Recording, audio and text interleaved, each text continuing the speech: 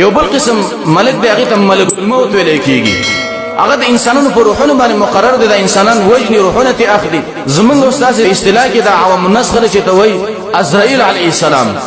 عزرائیل چې دا په قران او حدیث کې دا نوم نشته دی، خو صرف د صوفیو په بعض عبارتونو کې دا نوم راغلی دی.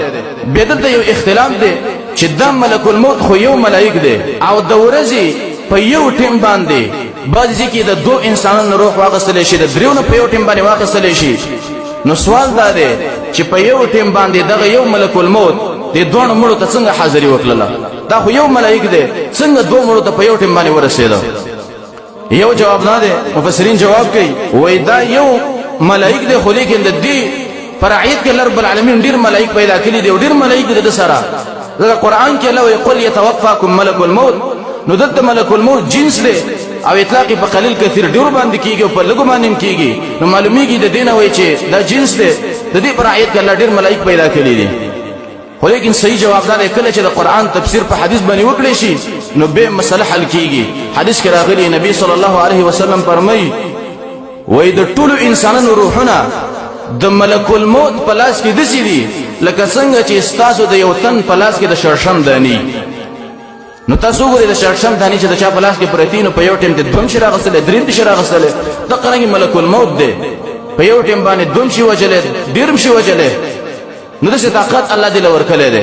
او نور ملائک هم د سره شته. حدیث د مشکات کې راغلی دي وای د دې ملک الموت سره دومره ملائک راشي کله چې د چا روح اخلي مد بصره د دې انسان چې د نظر څومره کار کوي دغه عمر ملائک د دې ملک الموت سره راشي او داسې کینی او به یو ته وای چې ورشه روح ته راواخله.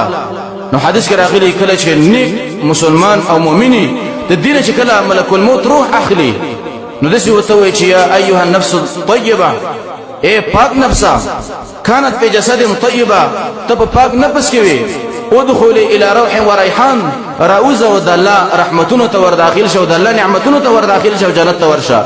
ورب عليك غير غضبان، او رب العالمین پتا باندې غصم نه ده او تر راوزه.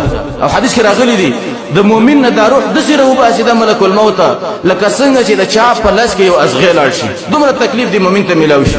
او کله چې د بد عمل انسان نه روح اخلي، د بيدینه انسان نه ملک الموت روح اخلي، نه دومره په سختۍ سره تی اخلي. یورث عمر بن الخطاب رضی الله عنه د کعب الاحبار رحمه الله نه د پوسو کو دینه د پوسو کو چې خوفنا یا کعب من ویروا په دې ذلقدن باندې د ذلقدن په سختۍ باندې من ویروا.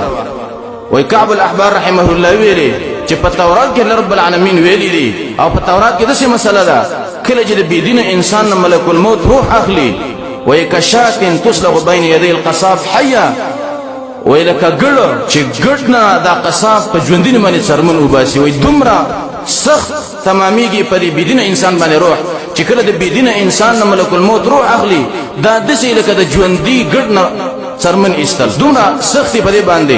اول روایت کې راغلی په روایت عبد الله ابن عمرو ابن العاص رضی الله عنهما دا وای چې کله د بيدینه انسان نه روح اخلي ملک الموت نو دا دومره سخت په دې باندې تمامېږي و چې د انسان په تور مثال د ډیرو انسانانو په منځ کې پروتي او د ملک الموت ته صرف راښکاره شي په بد شکل کې.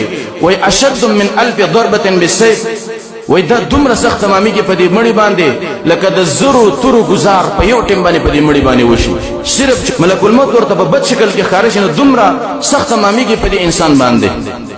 نو دا بل قسم ملائک دي چې رب العالمین په روحونو باندې مقرر کړي د انسانانو روحونه اخلي. یو بل قسم ملائک دي چې په قبر کې د انسان نه تپوسونه کوي، هغه ته نکیر منکر وای. حدیث کې راغلی کله چې بنده په قبر کې کېښودلی شي نو ملائکو ته راشي تپوس دې وکړي چې رب دې څوک دی، نبی دې څوک او دین دې کوم یو دی. دا درې تپوسونه د هر مسلمان او د هر انسان نه کېږي.